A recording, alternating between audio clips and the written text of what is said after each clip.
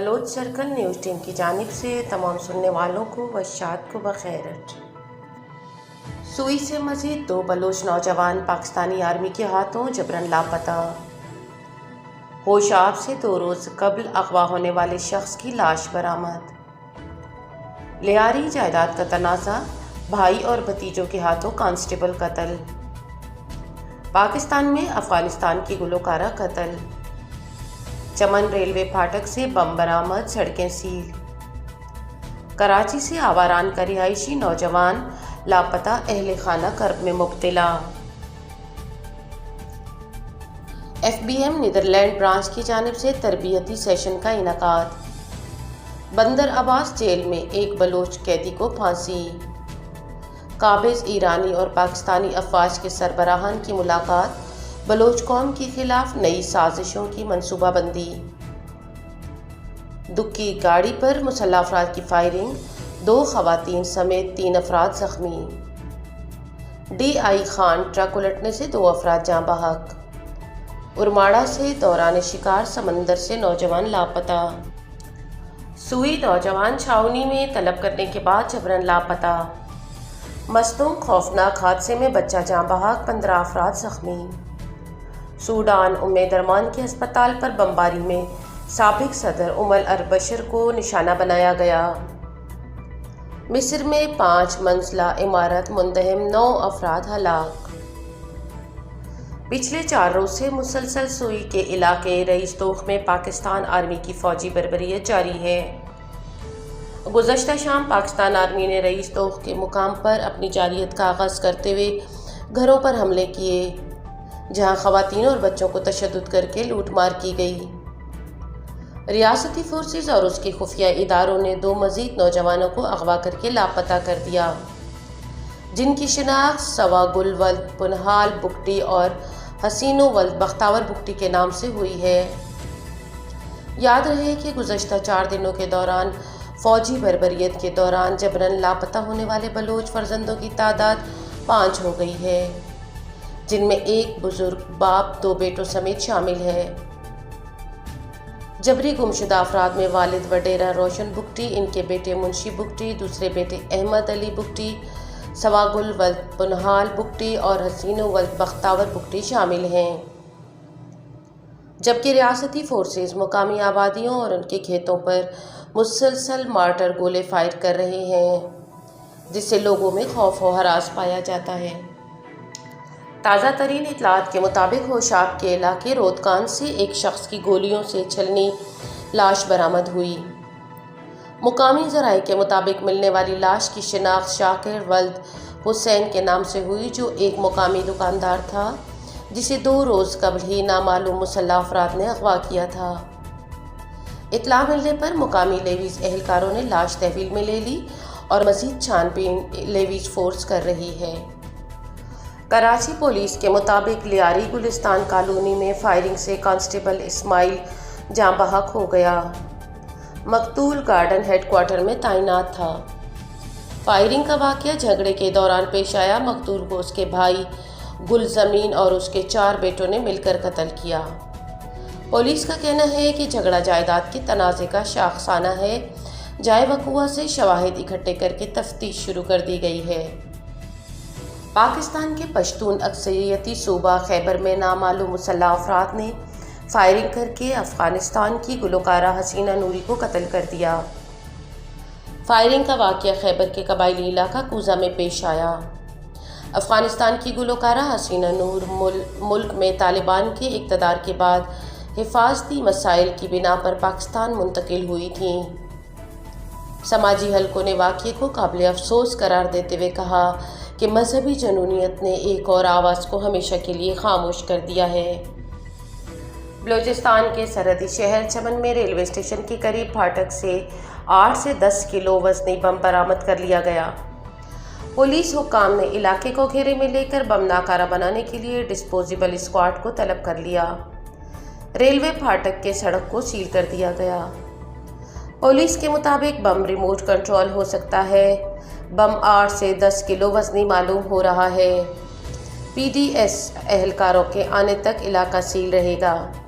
حکام کا کہنا ہے جب تک بم کو ناکارہ نہ بنایا جائے تب تک ٹریفک بند رہے گی۔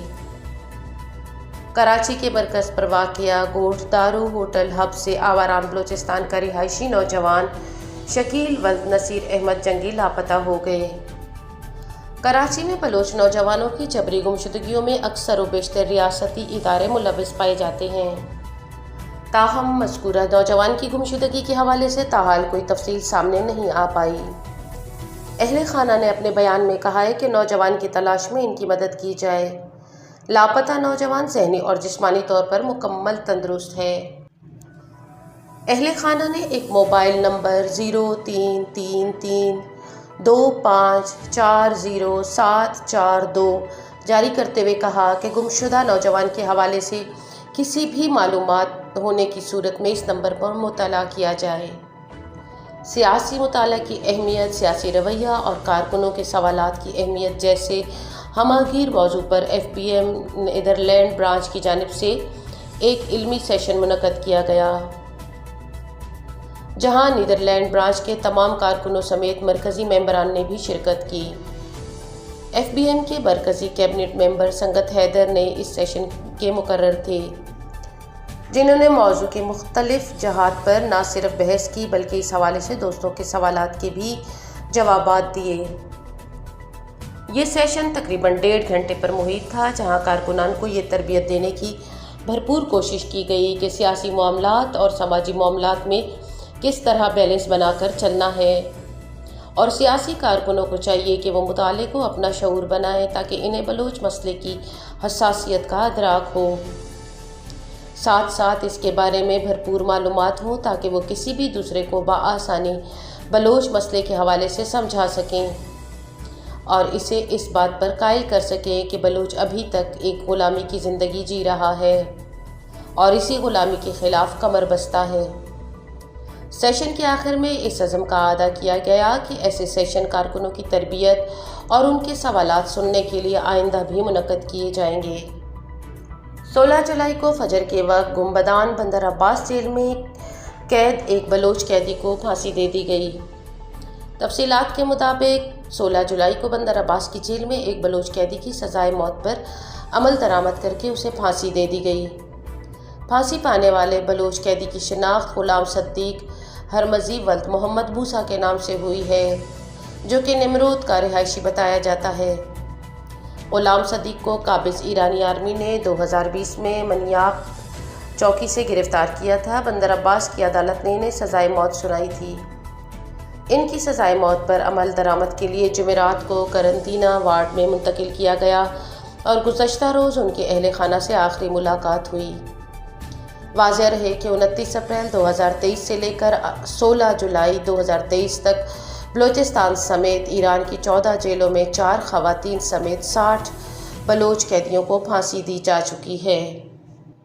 گزشتہ روز قابض ایرانی آرمی پاسداران انقلاب کے کمانڈر ان چیف حسین سلامی نے پاکستانی فوج کے جنرل کے ساتھ ملاقات میں کہا، IRGC پاکستانی فوج کی شراکت اور تعاون سے دونوں ممالک کی سیکیورٹی سرحدوں کو اقتصادی سرحدوں میں تبدیل کرنے کے لیے تیار ہیں۔ سپاہ پاسداران انقلاب اسلامی کے کمانڈر ان چیف کے یہ بیانات ایک ایسے وقت میں سامنے آئے ہیں جب قابض ایران کی حکومت نے بلوچستان کی سرحدوں کو بند کرنے کا منصوبہ بنایا ہے اور جعلی سرحد جو کہ بلوچ عوام کی ذریعہ معاش ہے کو مکمل بند کرنے کا سامراجی منصوبہ بنایا۔ واضح رہے کہ قابضین کا یہ سامراجی منصوبہ بلوچ نسل کشی کے ساتھ ساتھ ایک معاشی کریک ڈاؤن لانے کا سلسلہ ہے۔ ایران اور پاکستان کے دونوں جعلی سرحدوں پر بلوچ عوام بارڈر ٹریڈ کو اپنی جان جوکھوں میں ڈال کر رہے ہیں۔ گزشتہ چند ہفتوں قبل ایران، پاکستان اور چین نے ایک مشترکہ ملاقات میں تینوں ممالک نے بلوچستان کو زیر بحث بنایا تھا اور تینوں ممالک نے بلوچستان میں اپنے سامراجی پنجے مزید گاڑنے کے لیے آنے والے دنوں میں ایک بڑے منصوبے پر کام کرنا ہے اور موجودہ ایرانی اور پاکستانی فوجی سربراہان کی تہران میں یہ نشست اسی سلسلے کی ایک کڑی ہے۔ لونی کے علاقے کچھ سدوزئی کے قریب نامعلوم مسلح افراد کی گاڑی پر فائرنگ سے 2 خواتین سمیت 3 افراد شدید زخمی ہو گئے۔ لیوی سرائے کے مطابق فائرنگ سے بیٹا، والدہ اور بھابھی شدید زخمی ہو گئے۔ زخمی ہونے والے افراد میں عبدالصمد ولد حاجی خدائیداد، زوجہ خدائیداد اور زوجہ عبدالمالک اقوام لونی ساکنان کلی تکڑی لونی شامل ہیں۔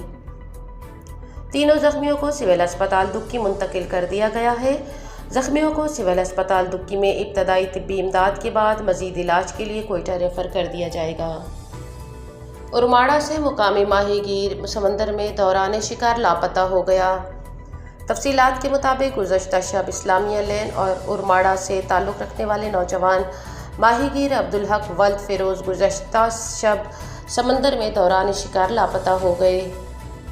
نوجوان کی چھوٹی ناؤ، بمائے موبائل ٹیلی فون اور دیگر ماہی گیری آلات مقامی ماہی گیروں کو مل گئے، تاہم مقامی ماہی گیروں کی جانب سے اپنی مدد آپ کے تحت نوجوان کی تلاش جاری ہے۔ دوسری جانب پاک نیوی اور MSA کی جانب سے اسپیڈ بوٹس پر ریسکیو ٹیمیں لاپتہ نوجوان کی تلاش میں مصروف عمل ہیں۔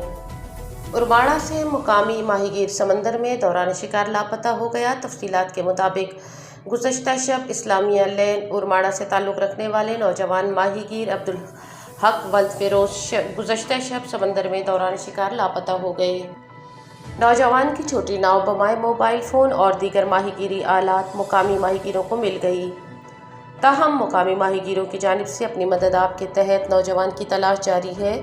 دوسری جانب پاک نیوی اور SSA کی جانب سے اسپیڈ بوٹس پر ریسکیو ٹیمیں لاپتہ نوجوان کی تلاش میں مصروف عمل ہیں۔ کوئٹہ کراچی خونی شاہراہ پر کھٹکوچا کے قریب الحسن ہوٹل کے پاس پک اپ زمبات گاڑی نے رکشے کو ٹکر مار دی۔ مانیٹرنگ ڈیسک کی رپورٹ کے مطابق حادثے میں بچوں، خواتین سمیت 15 افراد زخمی، جبکہ حادثے میں ایک 12 سالہ بچی جاں بحق ہو گئی۔ زخمیوں کو فوری طور پر Ismail Baloch welfare society rescue centre منتقل کر کے ابتدائی طبی امداد فراہم کرنے کے بعد تمام زخمیوں کو ایمبولینس اور پرائیویٹ گاڑیوں میں نواب غوث بخش رئیس ثانی میموریل ہسپتال منتقل کیا گیا۔ ابتدائی طبی امداد کے بعد 7 شدید زخمیوں کو علاج کے لیے کوئٹہ منتقل کیا گیا۔ اسپتال سرائے کے مطابق زخمیوں میں 5 کی حالت تشویشناک ہے۔ بدقسمت رکشے میں سوار افراد شادی کی تقریب سے واپسی پر گھر جا رہے تھے کہ تیز رفتار پک اپ نے انہیں ٹکر مار دی۔ سابق سوڈانی صدر عمر البشیر کے وکیل نے انکشاف کیا ہے کہ درمان کے علیہ ہسپتال میں ہونے والے بم دھماکے میں اس منزل کو نشانہ بنایا گیا جہاں البشیر اور ان کے سابق دور حکومت کے 2 اعلیٰ اہلکار مقیم تھے۔ سوڈان ٹریبیون اخبار کی رپورٹ کے مطابق وکیل ہاشم ابو بکر الجلالی نے اتوار کو مزید کہا کہ البشر اور دیگر اہلکاروں بکری حسن صالح اور عبدالرحیم محمد حسن کو بم دھماکے سے کوئی نقصان نہیں پہنچا۔ اس سے پہلے سوڈان میں ڈاکٹرز یونین نے اعلان کیا تھا کہ علیہ ہسپتال پر بمباری کی گئی جس سے نقصان ہوا۔ سوڈانی فوج نے کہا کہ ریپڈ سپورٹ فورسز نے ہفتے کے روز درمان کے اسپتال کے ایمرجنسی اور کمیونٹی کمپلیکس پر بمباری کی جس سے 5 مریض ہلاک اور 22 زخمی ہوئے جن میں زیادہ تر عام شہری ہیں۔ فوج نے ایک بیان میں مزید کہا کہ ڈرون سے ہسپتال کو نشانہ بنانا اس ریپڈ سپورٹ فورس کے بین الاقوامی انسانی قانون اور جنگ کے تمام اصولوں کی خلاف ورزی کے نقطۂ نظر کا تسلسل ہے۔ مصر کے دارالحکومت قاہرہ میں ایک 5 منزلہ عمارت منہدم ہو گئی جس کے نتیجے میں 9 افراد ہلاک ہو گئے۔ حکام نے بتایا واقعہ میں دیگر زخمی